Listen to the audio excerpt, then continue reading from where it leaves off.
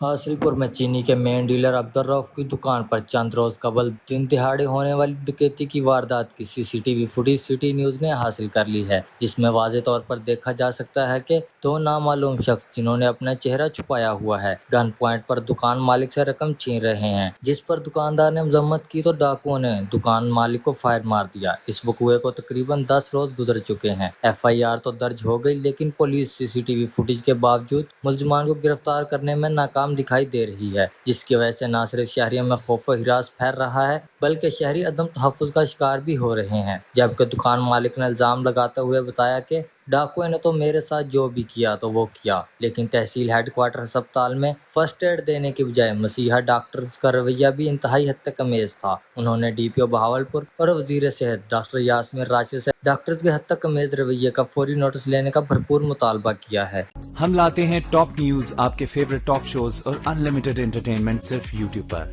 अगर आपने अभी तक हमारा चैनल सब्सक्राइब नहीं किया तो अभी सब्सक्राइब करें और बेल आइकॉन को क्लिक करके हमारी लेटेस्ट वीडियोस के बारे में अपडेट जानें।